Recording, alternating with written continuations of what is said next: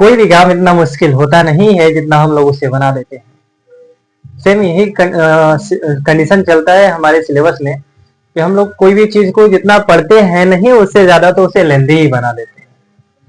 तो इसी समस्या को दूर करने के लिए आज हम लेकर आए हैं ऑर्गेनिक केमिस्ट्री का सबसे आसान तरीका कि कैसे हम किसी भी ऑर्गेनिक केमिस्ट्री को कितना भी कठिन क्यों ना हो उसको हम एकदम आसान शब्दों में सीखेंगे।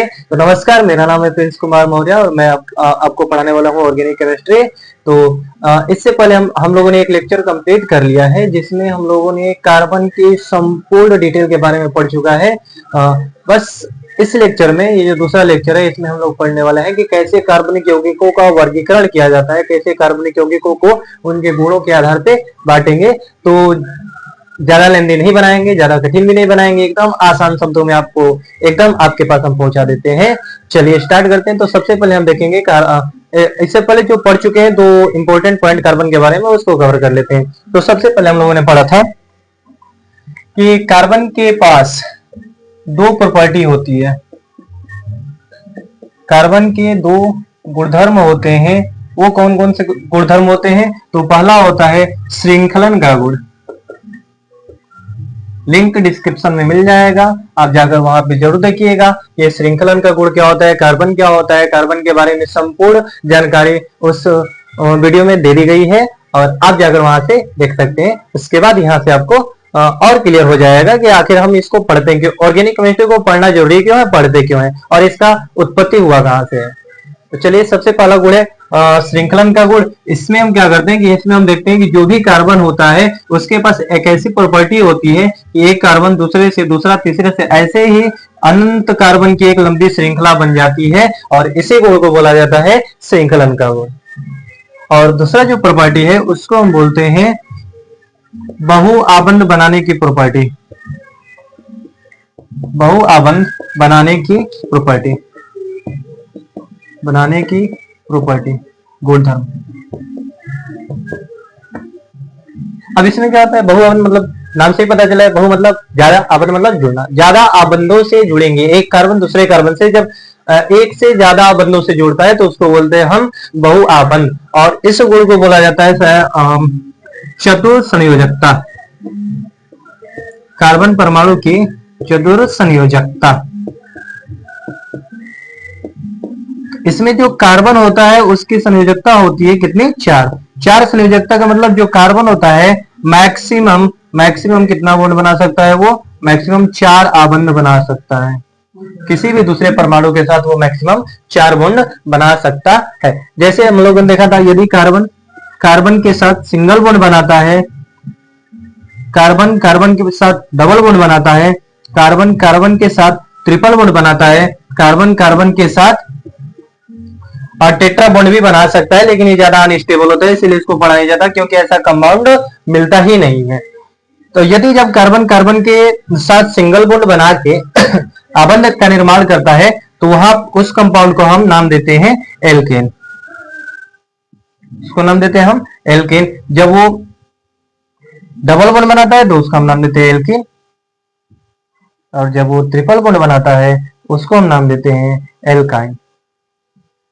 आई होप आपको इतनी बात क्लियर हो गई होगी कि कैसे कार्बन के दोनों गुणधर्म काम करते हैं। पहला में होता है श्रृंखलन का गुण जिसमें बहुत लंबी कार्बन की चेन बनती है, और दूसरा होता है बहुआबंध बनाने की प्रकृति जिसमें एक कार्बन दूसरे कार्बन के साथ या अन्य परमाणुओं के साथ एक से ज्यादा बॉन्ड बनाता है, जिसको मल्टी बॉन्डिंग भी बोलते हैं हम, बनाता है। जैसे कार्बन के बीच में सिंगल बॉन्ड बनाता है तो उसको हम एल्केन बोलते हैं, कार्बन के बीच में double bond, alkene triple bond रहेगा तो एल्काइन बोलते हैं। तो इसी के आधार पे हम आज कार्बनिक यौगिकों का वर्गीकरण करने वाले हैं। तो चलिए हम स्टार्ट करते हैं अब कार्बनिक यौगिकों का वर्गीकरण। कार्बनिक यौगिकों का वर्गीकरण कैसे करते हैं? वर्गीकरण का मतलब क्या होता है? तो सिंपल सी बात है, वर्गीकरण का मतलब होता है बांटना। मतलब बहुत सारे कार्बन के आसपास हमारे कंपाउंड मिलते हैं, तो क्या सारे एक जैसे होते हैं? नहीं सर, सारे एक जैसे तो होते नहीं। तो फिर तो कुछ ऐसे कंपाउंड भी मिलते हैं जिनकी प्रॉपर्टी लगभग सेम होती है, और कुछ ऐसे भी मिलते हैं जो डिफेक्टिव पीस होते हैं। तो जो डिफेक्टिव पीस होते हैं उनको एक साथ रखा गया, जो सेम प्रॉपर्टी लेकर आते हैं उनको एक साथ रखा जाता है।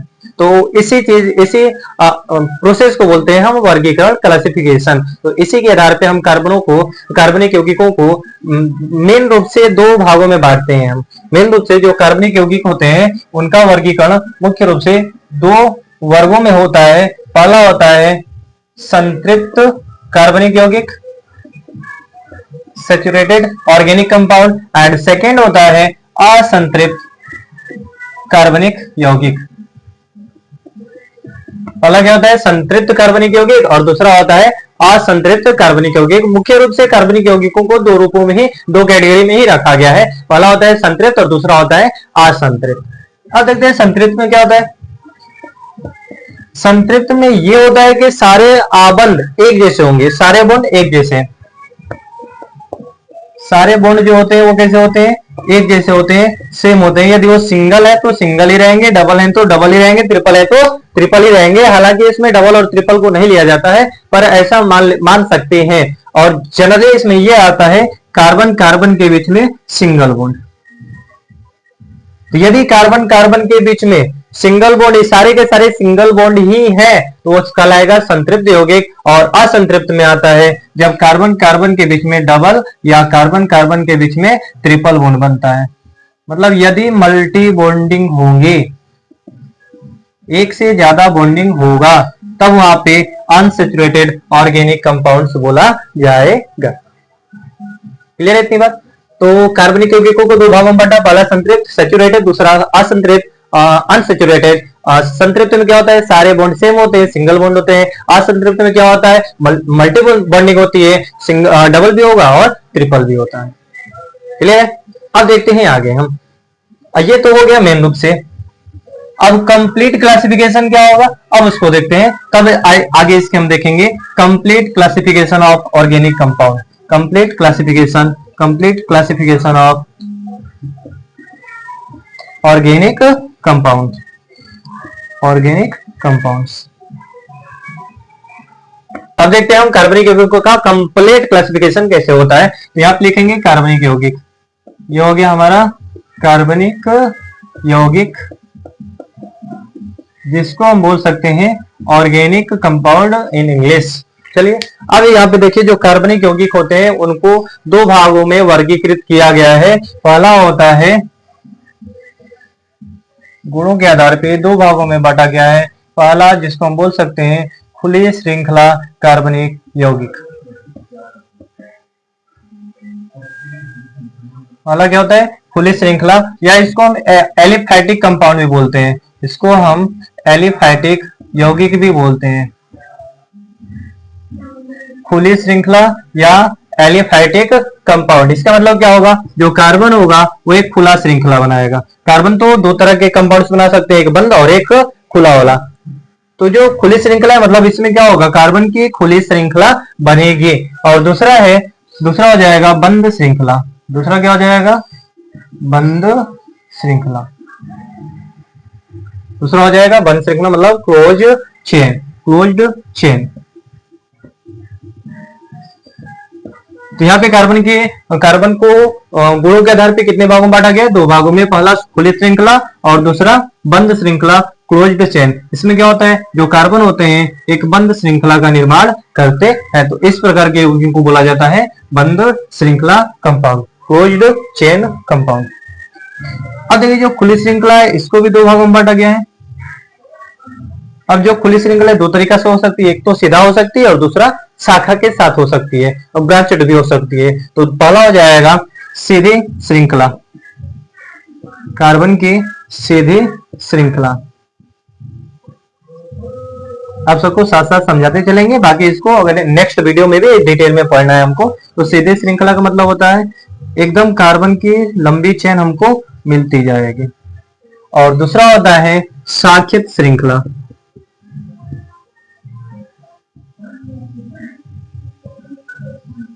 अब शाखित श्रृंखला का मतलब क्या होगा, इसमें जो कार्बन होंगे सीधी लाइन में तो होंगे, पर इसमें कुछ ऐसे भी होंगे जो सीधा अटैच ना होके, सीधा ना जुड़ के वो शाखा के रूप में जोड़ेंगे, ब्रांच के रूप में जोड़ेंगे। जैसे 3 कार्बन का सीधे हो गया और ये जो एक कार्बन है एक्स्ट्रा ये बन गया शाखा के रूप में।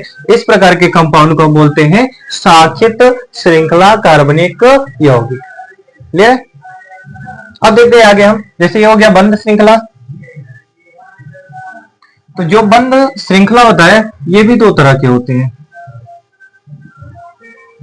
जो बंद श्रृंखला कार्बनिक यौगिक होते हैं ये भी दो तरह के होते हैं। पहला होता है कार्ब साइक्लिक, कार्ब चक्रीय यौगिक।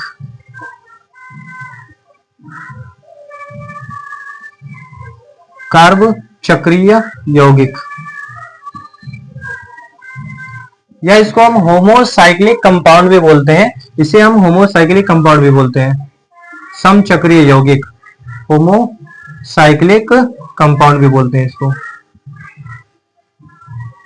और जो दूसरा होता है उसको हम बोलते हैं विषम चक्रीय compound, heterocyclic compound, heterocyclic compound. ये जो कार्बनिक यौगिक है इसमें मैक्सिमम आप लोगों को इंग्लिश वर्ड ही मिलने वाला है, तो इससे घबराइएगा मत, क्योंकि हिंदी और इंग्लिश साथ साथ चलेगा और इसमें मैक्सिमम इंग्लिश में ही आपको मिलने को मिलेगा। सारे कंपाउंड्स का नाम इंग्लिश में ही मिलेगा। तो क्या आपका कार्ब चक्रीय यौगिक और कार्बोसाइक्लिक यौगिक कंपाउंड, और या इसको बोलते हैं होमोसाइक्लिक कंपाउंड, और दूसरा होता है हेट्रोसाइक्लिक कंपाउंड। अब इसमें देखिए क्या होता है, कार्ब चक्रीय का मतलब ऐसा कार्बन कार्बन का चक्रीय यौगिक जिसमें केवल कार्बन ही देखने को मिलेगा, मतलब उस चक्रीय कंपाउंड में केवल और केवल कार्बन का ही श्रृंखला मिलेगा। और हेट्रो का मतलब होता है इसमें कार्बन के अलावा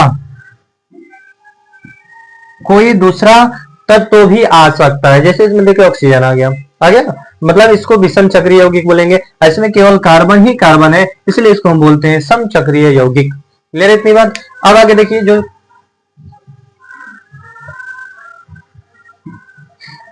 कार्ब चक्रीय यौगिक है इसको भी दो भागों में बांटा गया है। कार्ब चक्रीय यौगिक को, इसको भी दो भागों में बांटा गया है। पहला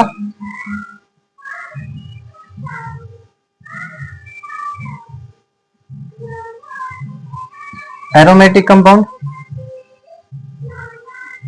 पहला क्या होता है, देखिए पहला क्या हो गया एरोमेटिक कंपाउंड, और दूसरा होता है एलिसाइक्लिक कंपाउंड।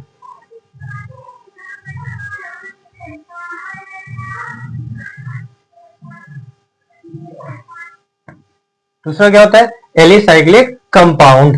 अब यहां पे देखिए जो कार्ब चक्रीय यौगिक था ये भी दो भागों में टूटा, पहला एरोमेटिक कंपाउंड में टूटा और दूसरा एलिसाइक्लिक कंपाउंड में टूटा। अब देखिए इसका मतलब क्या होता है, एरोमेटिक का मतलब क्या होगा, एलिसाइक्लिक का मतलब क्या होगा, इसको भी समझ लेते हैं। जैसे एरोमेटिक को हम समझते हैं पहले।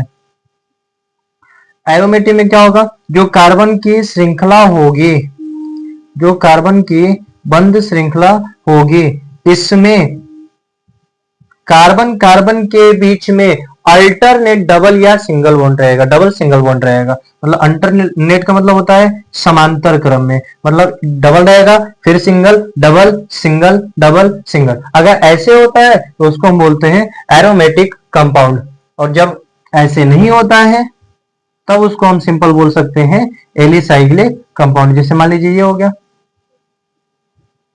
ये क्या है एलिसाइक्लिक कंपाउंड है, क्योंकि यहाँ पे सारे के सारे सिंगल बॉन्ड ही है। अगर ऐसे रहेगा तब भी इसको हम एलिसाइक्लिक ही बोलने वाले हैं, क्योंकि समांतर क्रम में डबल बॉन्ड लगा नहीं है।